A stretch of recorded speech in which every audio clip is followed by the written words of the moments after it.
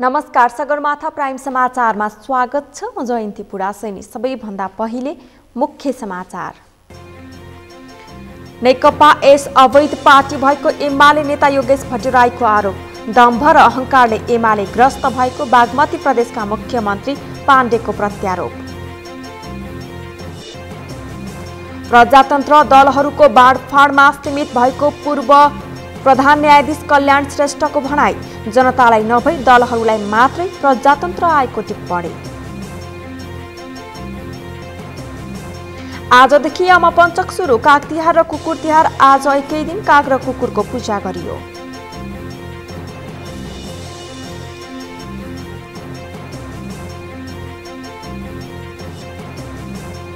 अफगानिस्तानको राजधानी काबुल स्थित सैनिक अस्पताल बाहिर श्रृङ्खलाबद्ध विस्फोट। 19 सर्वसाधारणको मृत्यु, 50 जना घाइते।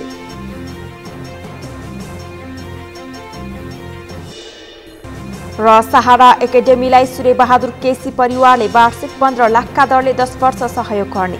आहारवारा गोल्ड कप माघ 6 देखि सुरु हुँदै।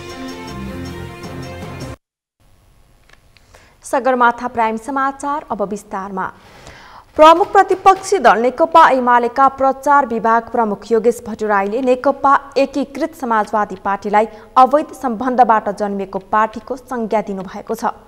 आज काठमाडौँमा आयोजित पत्रकार सम्मेलनमा विभाग प्रमुख भट्टराईले नेकपा एकीकृत समाजवादीलाई अवैध सम्बन्धबाट जन्मिएको पार्टीको संज्ञा दिनुभएको हो। उहाँले चितवनमा हुने पार्टीको 10औं राष्ट्रिय महाधिवेशनमा प्रमुख राजनैतिक दलहरूलाई मात्र बोलाउने बताउँदै अवैध सम्बन्ध र गर्भाधारणबाट जन्मिएको एकीकृत समाजवादी पार्टीलाई बोलाइरहनु नपर्ने बताउनुभयो। उहाँले नेकपा एकीकृत समाजवादी पार्टीलाई पहिचान र ठेगाना नभएको टिप्पणी गर्नुभयो। नाम पनि पत्रकार साथीले लिनुभएको छ। प्रमुख राजनीतिक दलहरूलाई हामीले यसमा आमन्त्रण गर्छौँ, नेपालका प्रमुख राजनीतिक दलहरू। अब प्रमुख राजनीतिक दलहरूको पहिचान स्पष्ट छ, ठेगाना स्पष्ट छ। कतिपय राजनीतिक दलहरूको पहिचान र ठेगाना स्पष्ट छैन, हैन। पत्राचार गर्ने ठाउँहरू पनि स्पष्ट छैन, पत्राचार गर्नुपर्ने पहिचानहरू पनि भएको छैन। कुनै अवैध सम्बन्धहरूबाट बनेका, अवैध गर्भधारणबाट बनेका पार्टीहरू छन्। अब त्यस्ता पार्टीहरूलाई महाधिवेशनमा बोलाइरहनुपर्छ जस्तो मलाई लाग्दैन। प्रचार विभाग प्रमुख भट्टराईले गठबन्धन सरकारका कारण मुलुकमा संविधान मेचिएको र संवैधानिक अङ्गहरूमाथि हस्तक्षेप भएको बताउनुभयो। उहाँले गठबन्धन सरकारले संवैधानिक अङ्गहरूमा स्वेच्छाचारिताको गम्भीर प्रश्न उठेको बताउँदै शक्तिहरूको स्वार्थमा देशमा राजनीतिक अस्थिरता पैदा गरेको आरोप लगाउनुभयो। रहेको छ, संविधान मिचिँदैछ। संवैधानिक अङ्गहरूमाथि एक किसिमले भन्ने हो भने कार्यपालिकाको हस्तक्षेप बढिरहेको छ। संवैधानिक अङ्गहरूमा स्वेच्छाचारिता बढिरहेको छ, अराजकता बढिरहेको छ। त्यसले एउटा संविधान र लोकतान्त्रिक प्रक्रियामाथि नै गम्भीर प्रश्नहरू उठिरहेका छन्। अहिलेको यो गठबन्धन सरकार बनेपछि यस्तो स्थितिमा मुलुकलाई सधैँ राख्नु हुँदैन, किनकि हामीले 72 सालमा संविधान निर्माणसँगै जुन 3 तहको चुनाव गऱ्यौँ र नेकपा एमालेको नेतृत्वको सरकारले संविधान अनुरूपका थुप्रै कानुनहरू बनायो। संविधान अनुरूप नभएका कानुनहरू खारेज भए। प्रदेशलाई हामीले स्थापित गऱ्यौँ, स्थानीय तहलाई स्थापित गऱ्यौँ र सङ्घीयतालाई स्थापित गर्ने काम अगाडि बढायौँ र एउटा लोकतान्त्रिक स्थायित्वतिर मुलुकलाई अगाडि बढाइरहेको अवस्थामा आज बनेको गठबन्धनले यो प्रक्रियालाई भत्काइरहेको छ। प्रचार विभाग प्रमुख भट्टराईले 10औं राष्ट्रिय महाधिवेशन ऐतिहासिक र भव्य हुने बताउँदै उक्त महाधिवेशनमा विधान महाधिवेशन भएको 2 महिनामा भएका ठूला राजनैतिक घटनाहरूको बारेमा पनि पार्टीले स्पष्ट धारणा राख्ने बताउनुभयो।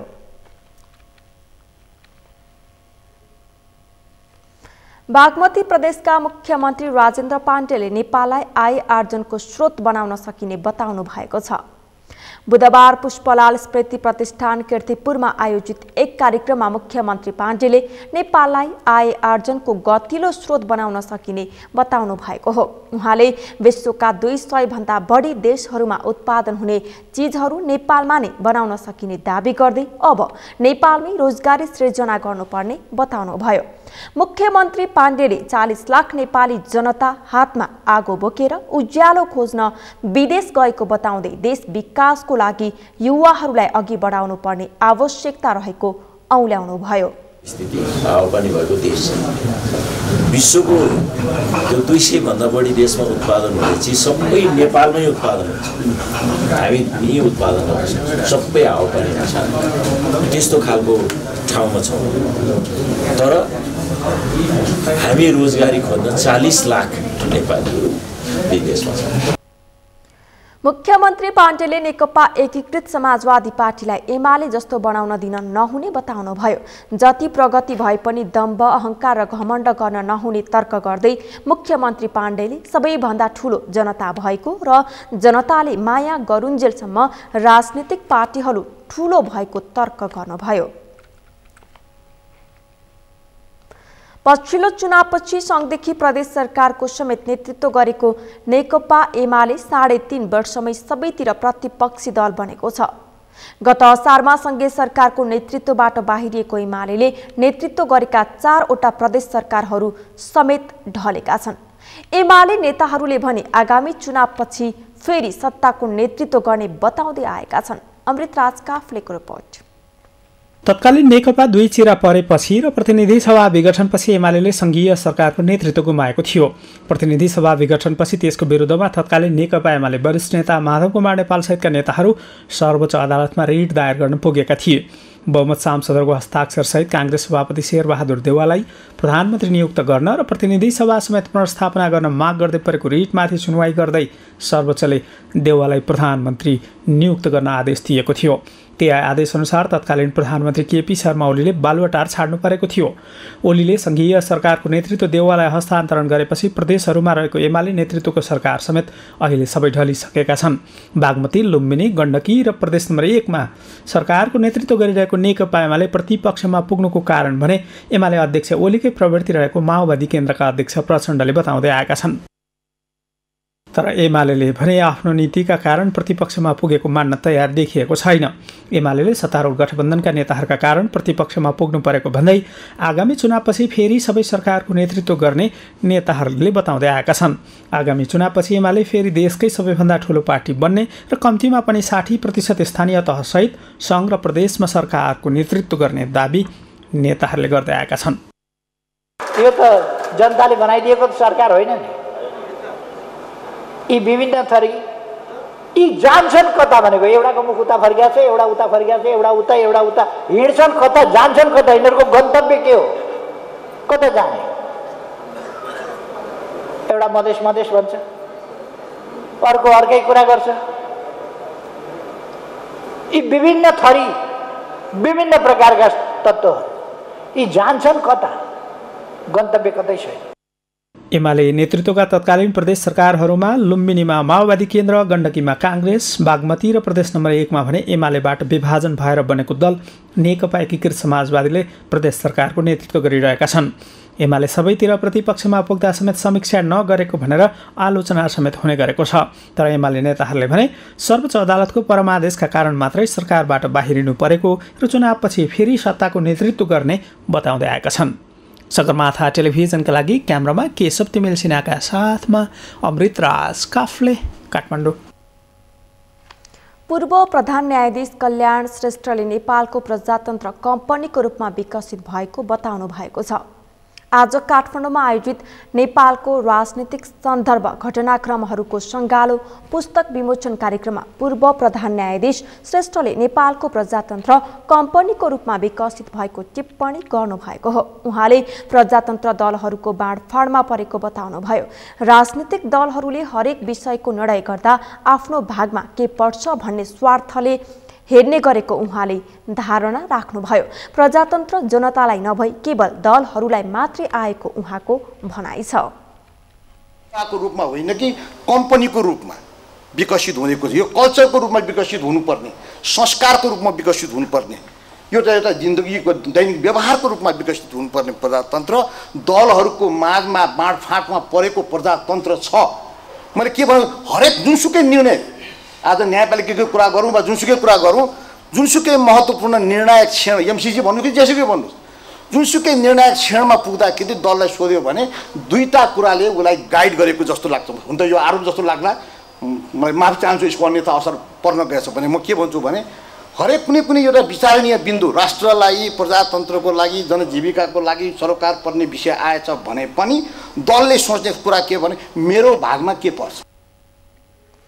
पूर्व प्रधान न्यायाधीश श्रेष्ठले राजनीतिक दलहरूले जनतालाई तर्साउँदै हिँडेको बताउनुभयो। राजनीतिक दलहरूले जनतामाथि आफ्नो आधिपत्य जमाउनका लागि थर्काउने र तर्साउने गरेको उहाँले बताउनुभयो।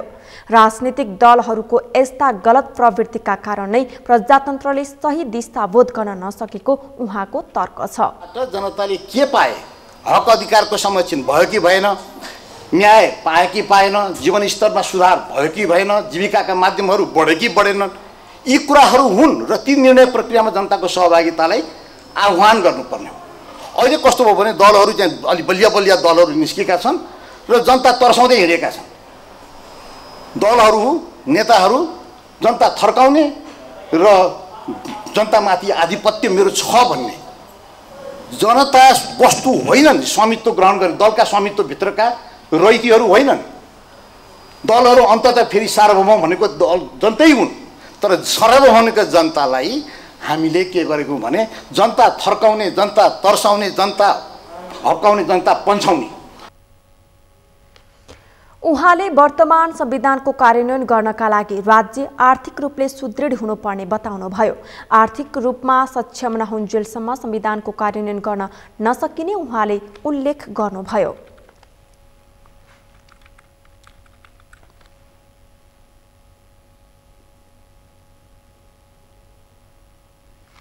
चीनले नेपाललाई अनुदान सहायता स्वरूप थप 16 लाख डोज कोभिड विरुद्धको खोप उपलब्ध गराएको छ। आज स्वास्थ्य तथा जनसङ्ख्या मन्त्रालयमा एक कार्यक्रमको आयोजना गरी नेपालका लागि चीनिया राजदूत हौ यान्छीले स्वास्थ्य मन्त्री विरोध खतिवडालाई खोप हस्तान्तरण गरेकी छिन्। एक रिपोर्ट। बुधबार स्वास्थ्य तथा जनसङ्ख्या मन्त्रालयमा एक कार्यक्रमका बीच चीनिया राजदूत हौ यान्छीले स्वास्थ्य तथा जनसङ्ख्या मन्त्री विरोध खतिवडालाई सो खोप हस्तान्तरण गरेकी हुन्। खोप हस्तान्तरण कार्यक्रममा स्वास्थ्य तथा जनसङ्ख्या मन्त्री खतिवडाले चीन सरकारले चालु आर्थिक वर्षभित्र सबै नेपालीलाई खोप दिइसक्ने योजनालाई पूरा गराउन सहयोग स्वरूप कोभिड विरुद्धको खोप उपलब्ध गराउँदै आएकोमा आभार व्यक्त गरे। उनले त्यस अवसरमा हालसम्म चीन सरकारले नेपाललाई 34 लाख खोप अनुदान सहायता स्वरूप उपलब्ध गराएको पनि जानकारी दिए। 16 लाख डोज खोप अनुदान स्वरूप प्राप्त गरेका छौँ।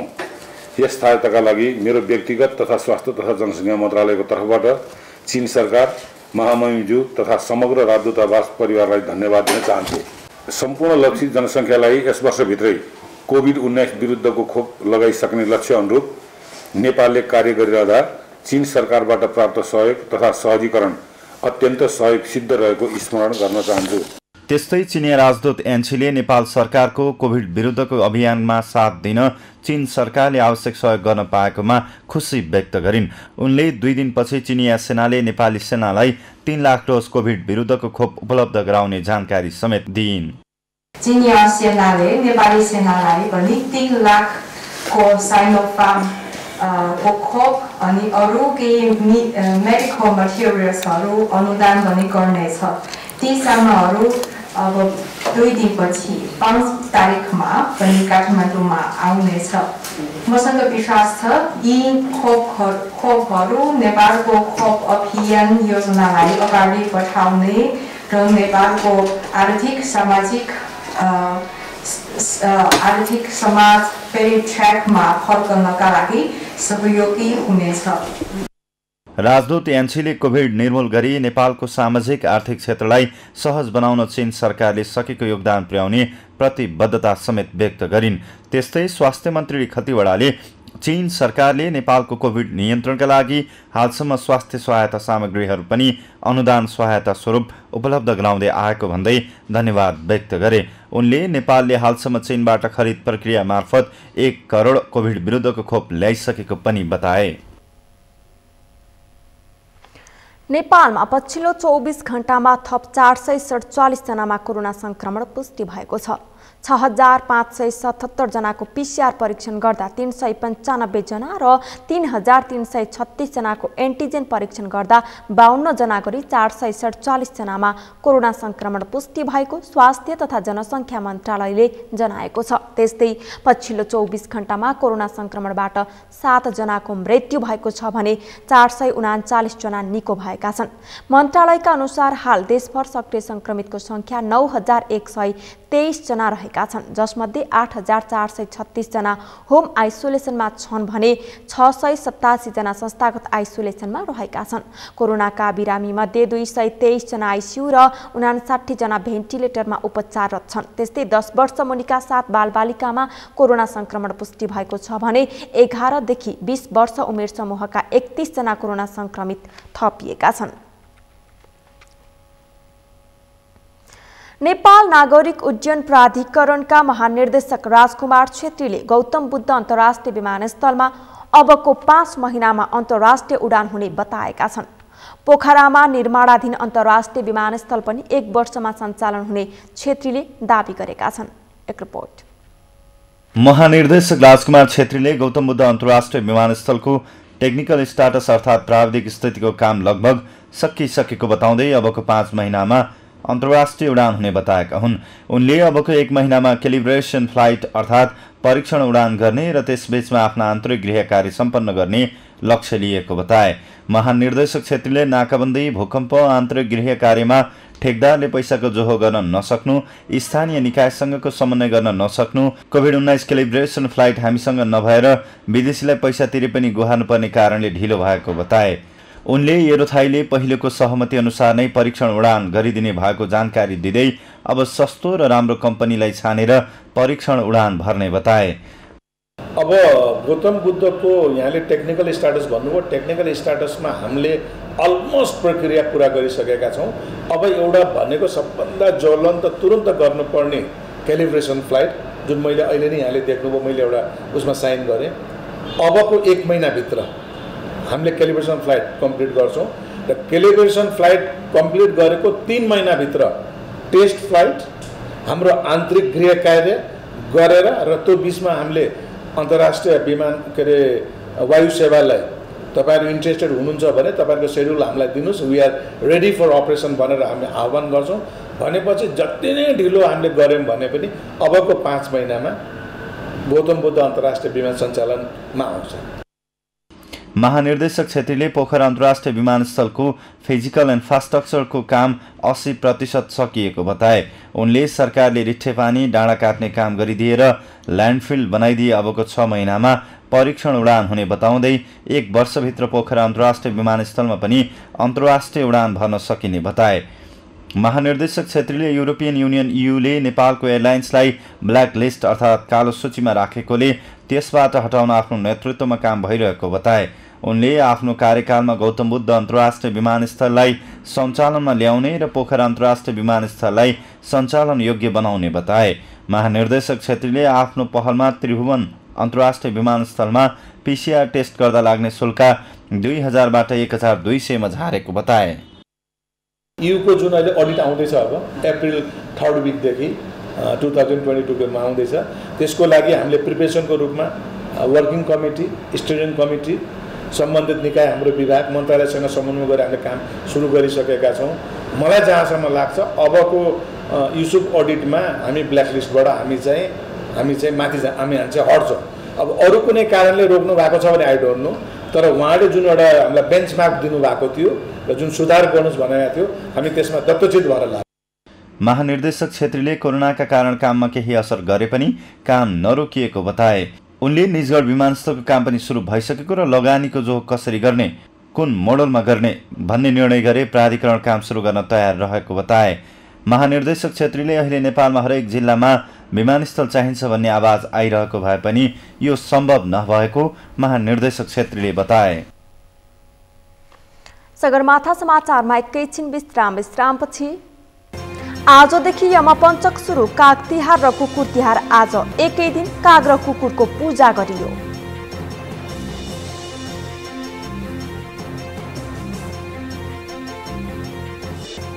तिहारको बेला बजार भाव अत्याधिक महँगियो। व्यवसायीले आफू खुसी मूल्य बढाएको सर्वसाधारणको गुनासो, अनुगमन भएन।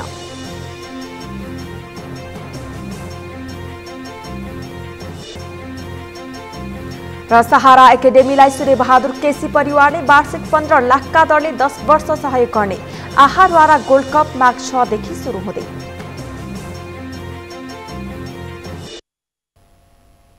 विश्रामपछि पुनः स्वागत छ। अब बाँकी समाचार। आज कुकुरको पूजा गरेर कुकुर तिहार मनाइएको छ। हेमपञ्चकको दोस्रो दिन आज घर घरमा कुकुरको पूजा गरेर मनाइएको हो। आजको दिन कुकुरलाई मिठो मिठो परिकार खुवाई फुलमाला लगाएर पूजा गर्ने प्रचलन रहँदै आएको छ। हरेक वर्ष कार्तिक कृष्ण चतुर्दशीका दिन कुकुरको पूजा गरिँदै आएको छ। नेपाल पञ्चाङ्ग निर्णायक समितिले आज बिहान 7:14 बजेपछि कुकुरको पूजा गर्ने साइत दिएको थियो। सोही अनुसार पूजा गरिएको छ। घरको सुरक्षाको निम्ति कुकुर पाल्ने गरिएको छ। नेपालका पहाडी भूभागमा त एक घर एक कुकुर अनिवार्य जस्तै पाइन्छ। आजकै दिन नेपाल प्रहरी केनाइन महाशाखाले कुकुरको पूजा आजा सम्पन्न गरेको छ। प्रहरी अनुसन्धानमा कुकुरको भूमिका निकै नै महत्त्वपूर्ण मानिने गरिएको छ। विभिन्न प्रकारका जटिल अनुसन्धानमा पनि कुकुरलाई समावेश गराउने गरिएको छ। नेपाली सेनाले भक्तपुरको गट्ठा घरस्थित भैरव बहान गुल्ममा सैनिक डग तथा कला प्रदर्शनी गरेको छ। कुकुर तिहारको अवसरमा सेनाले सैनिक डग कला प्रदर्शनी तथा कुकुर पूजा गरेको हो। कस्तो थियो त नेपाली सेनाको फौजी कुकुरको कला प्रस्तुति? एक रिपोर्ट।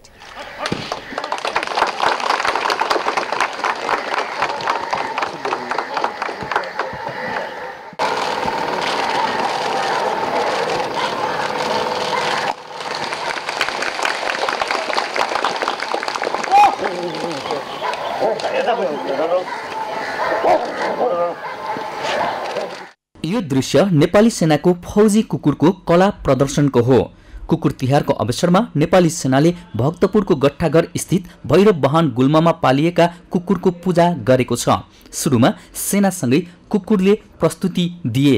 फूलको ढक्की ओसार्नेदेखि आगो लागिरहेको रिङभित्रबाट सकुशल छिर्ने कौशल देखाउने सम्मका गतिविधि हेर्न निकै लायक थिए।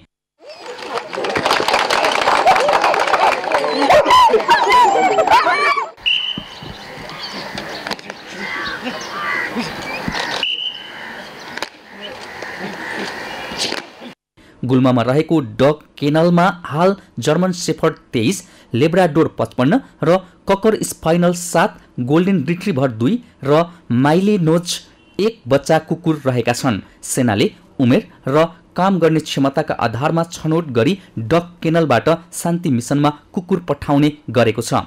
एउटा स्वस्थ कुकुरले 8 वर्षको उमेरसम्म पूर्ण रूपमा काम गर्न सक्ने बताइएको छ। नेपाली सेनाले डग केनलबाट तयार हुने तालिम प्राप्त कुकुरलाई विभिन्न द्वन्द्वग्रस्त मुलुकहरूमा समेत पठाउने गरेको छ। अब वातावरणलाई स्वच्छ र सफा राख्नु भन्ने सन्देशका साथ डगहरूले फोहोर मैलाहरू टिपी डस्टबिनमा राख्ने क्रम जारी रहेको छ। सरकारले 2055 सालमा सेनामा तालिम प्राप्त कुकुर राख्ने निर्णय गरेको थियो भने सोही वर्ष भारतबाट जर्मन शेफर्ड 6 र लेब्राडोर जातको 6 कुकुर ल्याएर 2056 देखि तालिम दिन थालेको थियो।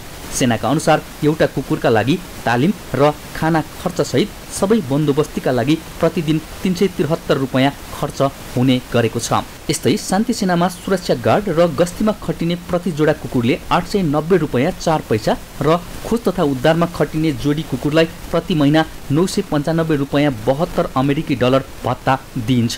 यसैबीच सेनाकै मुस्ताङ स्थित सैनिक उच्च शिखर शिक्षालयमा गोल्डन रिट्रिभर 2 र चितवन राष्ट्रिय निकुञ्जको सुरक्षामा पनि कुकुर प्रयोग गरिएको छ। सेनाले कुकुरलाई समय अनुकूल तालिम प्रदान गर्न भारत, पाकिस्तान र बङ्गलादेश समेत पठाउने गरेको छ। सेनाले कुकुरलाई विभिन्न समारोहमा खेलकुद र मनोरञ्जनका लागि प्रयोग गर्दै आएको छ।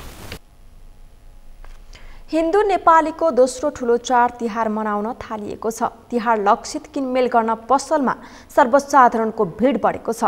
चाडपर्व लक्षित अत्यावश्यक सामग्री किन्न सर्वसाधारणको चहल पहल बढेसँगै व्यवसायीले मूल्य वृद्धि गराएको गुनासो पनि बढेको छ। समीर जोशीको रिपोर्ट। चाडबाड नजिकैसँगै बजारमा मानिसहरूको भिडभाड बढेको छ। यति बेला बजारमा भिडभाड मात्रै बढेको छैन, खाद्यान्न, चिनी, तेल लगायतका खाद्यान्न वस्तुहरू पनि यति बेला भाउ बढेको छ। यति बेला उपभोक्ताले भाउ अचानकै वृद्धि भएको बताइरहेका छन्। तर नियमन गर्ने सरकारले नियमन नगरिदिँदा र जुन अनुगमन गर्ने टोलीले अनुगमन नगरिँदा यसरी खाद्यान्नमा भाउ बढेको उनीहरूले बताइरहेका छन्। हामीले देखाएको यो दृश्यमा पनि किनमेल गर्नेको भिड छ। तिहार लक्षित किनमेलका लागि काठमाडौँका विभिन्न बजार पसल पुगेका सर्वसाधारण महँगो मूल्यले आजित छन्। उनीहरूले महँगी बढेकाले किनमेल गर्न नसकेको भन्दै नियामक निकायले अनुगमन नगरेको भन्दै आक्रोश पोखे। सरकारी पक्षबाट चाहिँ के गर्नु पर्यो भने नियमित रूपमा जुन सामानको मूल्य सूची हुन्छ त्यसलाई प्रकाशित गरिदिनु पर्यो। अनि कर्मचारीहरू अथवा जो अथराइज पर्सन छन् उनीहरू आफै बजारमा आउन पर्यो कि घन्टी बजार आउनु भएन, सिभिल जसरी आउन पर्यो, अनुगमन गर्न पर्यो अनि मूल्य निर्धारण गर्नु पर्यो नि त। अनि हामीलाई पनि सूचना दिनु पर्यो कि ल यो सामानको यति पर्छ, तपाईँले यसरी किनिदिनुहोस्। जसरी अस्ति दसैँमा खसीको मासुको आएको थियो त्यसरी आयो भने हामीलाई पनि भन्न सजिलो हुन्छ नि, ल यति पैसा हो, यति हामी तिर्छौँ, हामीलाई दिनुहोस् भन्न पाइयो नि त। एकदमै मोलमोलाई गर्नुपर्ने अवस्था चाहिँ धेरै नै छ। यसमा चाहिँ अब सरकारले र सम्बन्धित क्षेत्रले चाहिँ एकदमै ध्यान दिनुपर्छ र एकदमै धेरै त्यो अनुसन्धान गरेर चाहिँ होइन कस्तो छ, के छ, कहाँ के छ भनेर चाहिँ एकदमै भित्र धेरै नै अनुसन्धान गरेर लाग्यो भने मात्रै यो केही न्यूनीकरण होला। तर एकदमै गाह्रो नै लाग्छ कि मलाई चाहिँ। मूल्य वृद्धि चाहिँ एकदमै हुन्छ नि, अब पहिलेभन्दा चाहिँ धेरै हाई नै छ होइन। अब होलसेलमा पनि अब धेरै नै छ भनौँ। पहिलाको भन्दा 50-60 त्यस्तै वृद्धि भएको छ। 50-60 रुपियाँ त्यस्तै वृद्धि भएको छ। अब चाडपर्व नजिकेको बेलामा सामानको दाम चाहिँ नि अप्रत्याशित रूपमा बढेको भेटियो। 10, 15, 20, 30% डेढासम्मको रूपमा बढेको पाइएको छ। चिनी त भाउ त फालियो, पानी पनि हालेको पाइयो। पानी शुद्ध चिसो छ चिनी। मैले किनेर ल्याएर छु चिनी, महँगो त भयो, पानी पनि 4 किलो चिनी लिएर आएको, पानी पनि हालेको छ। बजारमा त्यस्तै माल छ, के गर्ने अब। हिजो अस्तिसम्म 90 भएको चिनी अहिले 95 छ। मूल्य वृद्धि भएको छ। अहिले कतिसम्म अहिलेको अवस्थामा छ लगभग 5-6 रुपियाँ केजी, प्रति केजी 5-6 रुपियाँ चाहिँ मूल्य बढी छ अहिले। रमाइलो गर्दै मनाउने तिहारमा धेरै सजावटका सामान प्रयोग हुन्छन्। यी सामान धेरैजसो बाहिरी देशबाट आयात गर्नुपर्ने बाध्यता छ। बाहिरबाट ल्याएका सामानको मूल्य बढेकाले मूल्य वृद्धि भएको व्यवसायीको भनाइ छ। मूल्य यस्तो हो दाइ, पहिलाभन्दा महँगो हुन थालेछ सामानहरू होइन। त्यही हो, दिनका दिन भाउ बढ्दै जान्छ सामानहरू, हामीलाई पनि गाह्रै छ है। चाड पर्वलाई लक्षित गर्दै सरकारी अनुदानमा साल ट्रेडिङले अत्यावश्यक सामग्री सुपथ मूल्यमा बिक्री गर्छ। दसैँमा विभिन्न स्थानमा सहुलियत पसल पनि सञ्चालन भए, तर अहिले साल ट्रेडिङमै सुपथ मूल्यका सामान छैनन्। साल ट्रेडिङले गत वर्षको स्टक चिनी अहिले बिक्री गरिरहेको छ। अहिले केही सामान अभाव भए पनि आफूले पूर्ति गर्ने भन्दै वाणिज्य विभागले हल्लाको पछि नलाग्न र नआत्तालिन सर्वसाधारणलाई आग्रह गरेको छ। उपभोक्ता संरक्षण ऐनले अनुचित व्यापारिक क्रियाकलापमा यो गुणस्तरहीन वस्तु बिक्री बेचबिखन गर्न पाइँदैन भनेको छ। र अहिले तिहारको बेलामा मिठाईमा अखाद्य वस्तुहरू मिसावट गर्ने, रङहरू हाल्ने, त्यो मिठाईलाई चम्किलो बनाउने, जुन कुरा खानै हुँदैन, स्वास्थ्यको लागि एकदमै हानिकारक छ। त्यस्तालाई चाहिँ हामीले गम्भीर प्रकृतिका कसुरको रूपमा लिएर त्यो सजाय पनि अधिकतम सजाय, जरिमाना पनि अधिकतम जरिमाना गरेर ती व्यापारीहरूलाई हामीले कानुनको दायरामा ल्याउनेछौँ र यो हजुरहरूको यो पपुलर यो मिडिया मार्फत म के सजग पनि गराउन चाहन्छु भने त्यस्ता मिठाई पसलहरूलाई त्यस्ता अखाद्य वस्तुहरू रसायनहरू त्यस्ता मिसावट नगरिदिनुहोस्, किनभने त्यो आम उपभोक्तालाई त्यसले असर गर्ने हुँदाखेरि त्यसमा गम्भीर किसिमका त्रुटि देखिने हुँदाखेरि तपाईँहरू गम्भीर कारबाहीमा पर्ने हुँदाखेरि त्यसमा सचेत हुन पनि हजुरको मिडिया मार्फत म हार्दिक अपिल गर्दछु। सरकारले प्रभावकारी रूपमा बजार व्यवस्थापन गर्न नसक्दा व्यापारी व्यवसायले मनोमानी शुल्क लिने गरेको र बजार मूल्य बढेको उपभोक्ता अधिकार कर्मीको तर्क छ। निवारण गर्नको लागि सबैभन्दा पहिला त सरकार नै हो। सरकारले जबसम्म इच्छा शक्ति देखाउँदैन, सरकार तात्दैन, अन्तबाट यो निवारण हुँदैन। व्यापारीले आफै गर्छु भनेर पनि हुँदैन, हामी उपभोक्ता कर्मीले त त्यो गर्ने कुरै आउँदैन, कानुन हातमा लिनु हुँदैन। कानुन छन्, कानुनको उचित परिपालना गरेर परिचालन गरेर दण्डको दायरामा ल्यायो भने चाहिँ यो सुध्रिन्छ, शुद्ध हुन्छ, हुनसक्छ। त्यहाँभन्दा बाहेक चाहिँ यो अहिलेको स्थितिमा हामीले हेर्ने हो भने शुद्ध हुने अर्थात् उपभोक्ता चाहिँ ठगिनबाट जोगिने चाहिँ सम्भावना देखिन्न। सरकारले तदारुकता देखायो भने समाधान हुन्छ। मूल्य वृद्धिको मारमा सर्वसाधारण छन्। नियामक निकाय एकले अर्कोलाई दोष देखाउँदै तर्किँदा सरकारसँग आक्रोश पोख्छन् उपभोक्ता। मूल्यमा त धेरै नै बढी नै भएको हो नि, पहिला हेर्दा त एकदम धेरै।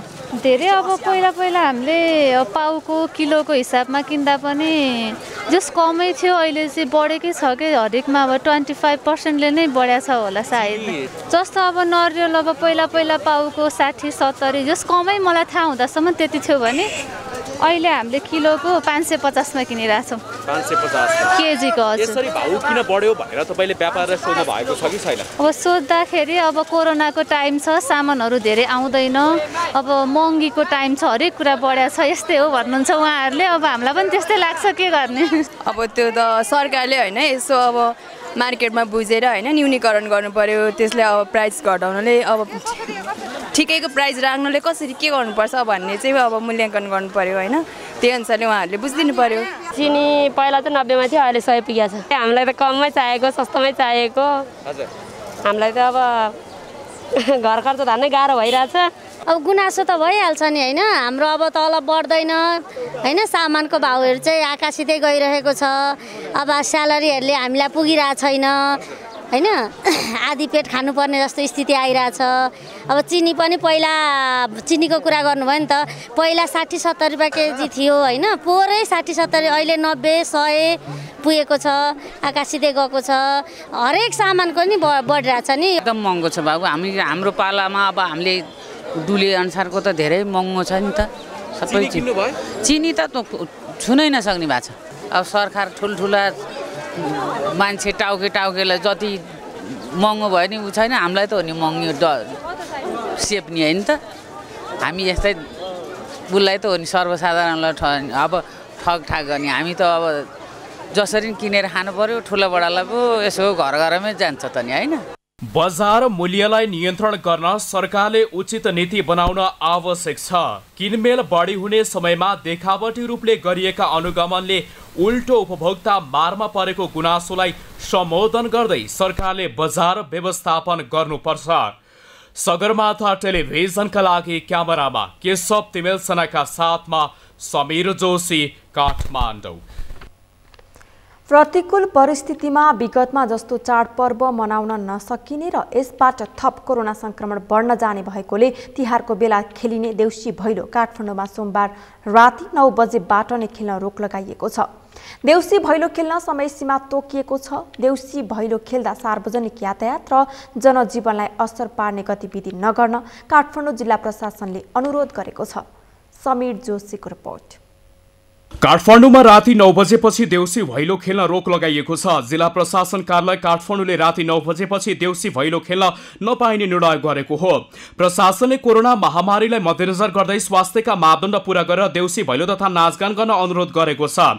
देउसी भैलो खेल्दा सार्वजनिक यातायात र जनजीवनलाई असर पार्ने गतिविधि नगर्न प्रशासनले भनेको छ। जिल्ला प्रशासन कार्यालय काठमाडौँले तिहारमा राति 9 बजेसम्म मात्रै देउसी भैलो खेल्न समय सीमा तोकेको छ।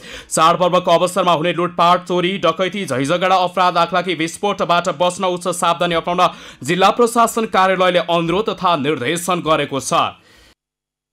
हाम्रो जुन सूचना छ त्यो सार्वजनिक सूचनाको चाहिँ पालना गरिदिनु भयो सबैले भनेपछि कोरोनाको सङ्क्रमण दर कम गर्नको लागि पनि र शान्ति सुरक्षा कायम गराउने सन्दर्भमा पनि मद्दत पुग्ने खालको चाहिँ विश्लेषण भएपछि राति 9 बजेसम्मलाई देउसी भैलोको कार्यक्रमहरू खुला गरेका छौँ।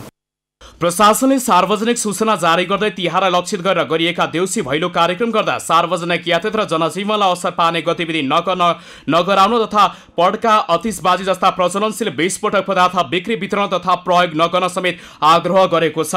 यस्तो पाइएमा कानुन बमोजिम कारवाही गर्ने काठमाडौँ प्रशासनले चेतावनी दिएको छ।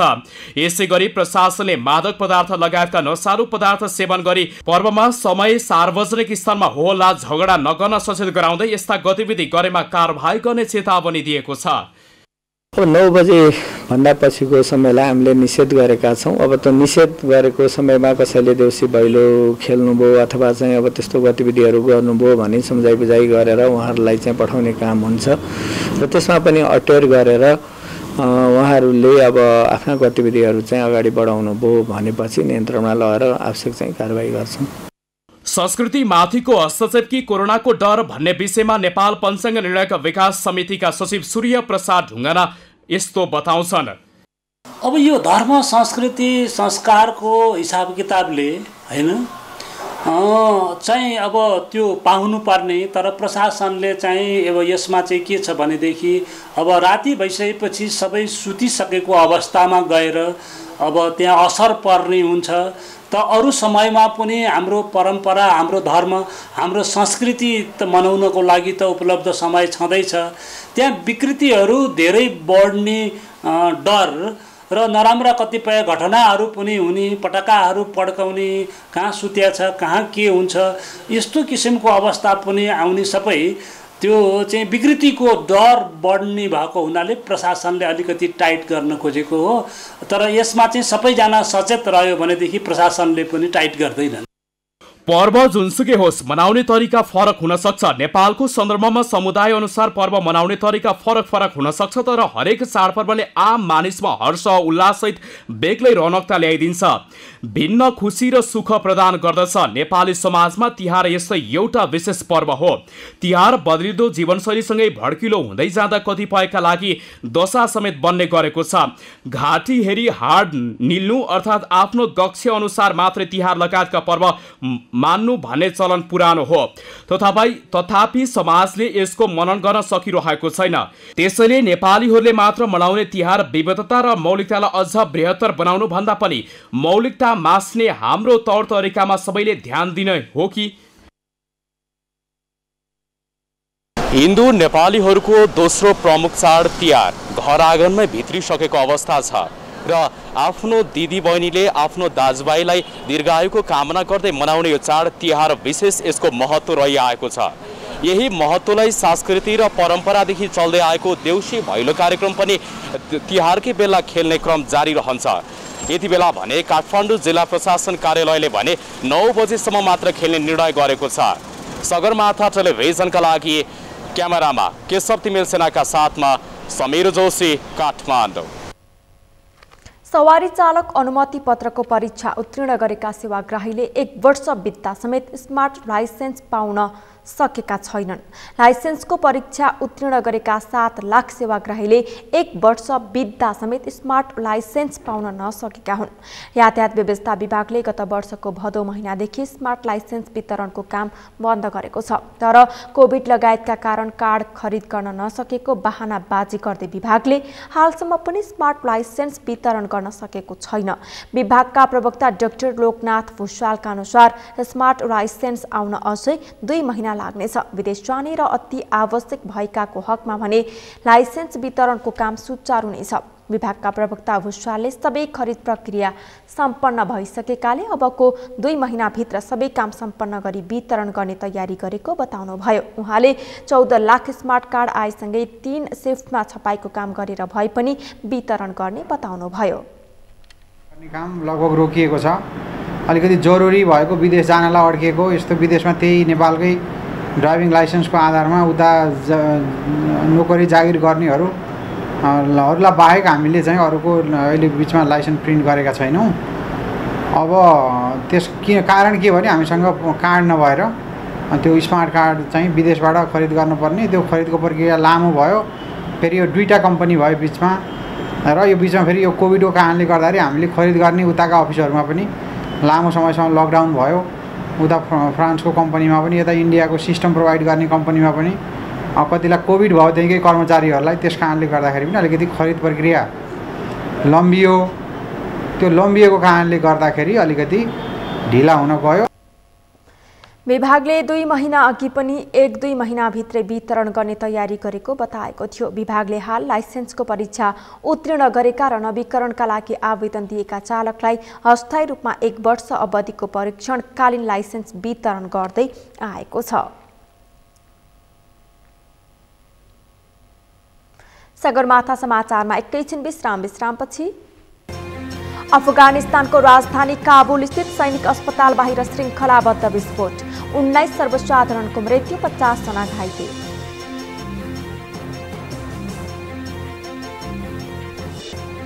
र सहारा एकाडेमीलाई सूर्यबहादुर केसी परिवारले वार्षिक 15 लाखका दरले 10 वर्ष सहयोग गर्ने, आहारवारा गोल्ड कप माघ 6 देखि सुरु हुँदै।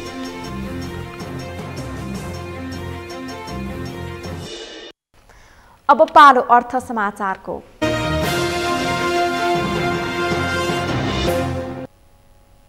तिहार अघिको अन्तिम कारोबार दिन बुधबार शेयर बजार सामान्य अङ्कले बढेको छ। बुधबार शेयर कारोबार मापक नेप्से परिसूचक सामान्य अङ्कले बढे पनि ठूला कम्पनीहरूको मापन गर्ने सेन्सिटिभ परिसूचक भने घटेको छ।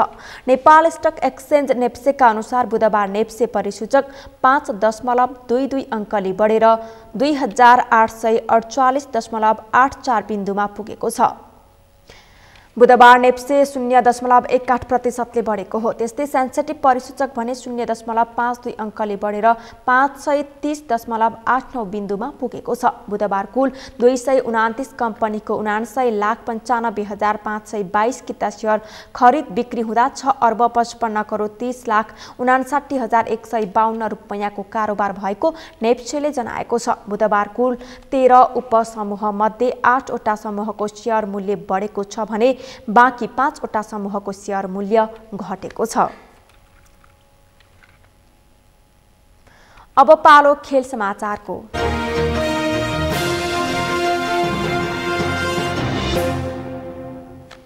सहारा एकाडेमीलाई पोखराको व्यावसायिक परिवारले वार्षिक 15 लाखका दरले 10 वर्ष सहयोग गर्ने भएको छ।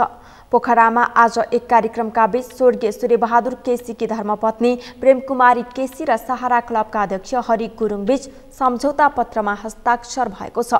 एकाडेमीको जिम्मेवारी लिएसँगै सहारा क्लब एकाडेमीको नाम समेत परिवर्तन हुने भएको छ। क्लबसँग 10 वर्षे सम्झौता गर्दै सूर्यबहादुर केसी स्मृति सहारा फुटबल एकाडेमी नामाकरण गरिएको छ। सम्झौता अनुसार केसी परिवारले एकाडेमीलाई वार्षिक 15 लाख रुपैयाँ उपलब्ध गराउनेछ। सहयोग र दाताको भरमा सञ्चालन हुँदै आएको एकाडेमीमा पहिलो पटक ठूलो राशिको सहयोग आएको हो। एकाडेमीमा 14 जिल्लाका 24 जना बालकहरू अध्ययन गरिरहेका छन्। उनीहरूको शिक्षा दीक्षा सहित फुटबल प्रशिक्षण एकाडेमीले दिने गरेको छ। हालसम्म सहारा युके, सहारा हङकङ र सहारा अस्ट्रेलियाबाट सहयोग आउने गरेको थियो। एकाडेमी चलाउनकै लागि क्लबले आहारारा गोल्ड कप आयोजना गर्दै आएको छ। त्यस्तै सहारा क्लबले आयोजना गर्दै आएको आहारारा गोल्ड कप माघ 6 देखि सुरु गर्ने तयारी गरेको क्लबले जनाएको छ।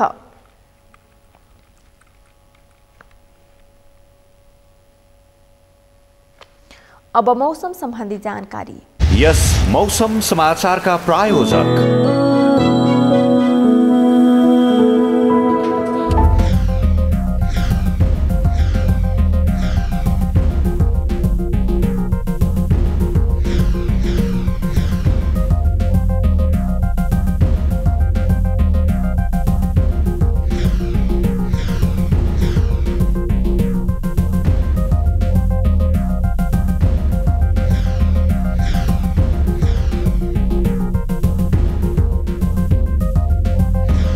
यस मौसम समाचारका प्रायोजक।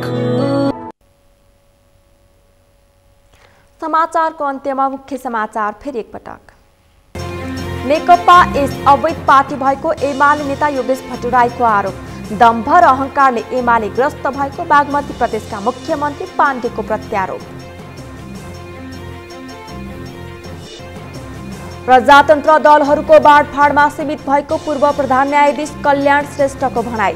जनतालाई नभई दलहरूलाई मात्रै प्रजातन्त्र आएको टिप्पणी।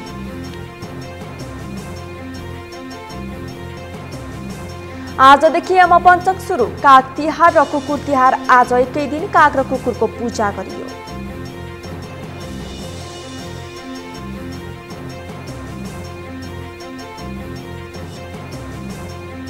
अफगानिस्तानको राजधानी काबुल स्थित सैनिक अस्पताल बाहिर श्रृङ्खलाबद्ध विस्फोट। 19 सर्वसाधारणको मृत्यु, 50 जना घाइते।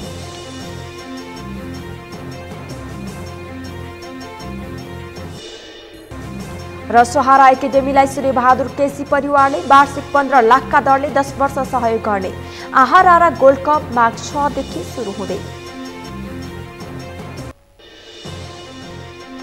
हौस् त सगरमाथा समाचार अहिलेलाई सकियो। तपाईँ समाचार बुलेटिनका साथै सगरमाथा टेलिभिजनका सम्पूर्ण कार्यक्रम www.sagarmatha.tv मा पनि पढ्न र हेर्न सक्नुहुनेछ। साथै युट्युबमा youtube.com/sagarmatha.tv नेपालमा हेर्न सक्नुहुनेछ।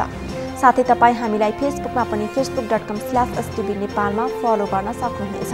समाचारको शिखर, नेपालको गौरव, नेपालको पहिलो न्युज च्यानल सगरमाथा टेलिभिजन हेर्दै गर्नुहोला। नमस्कार।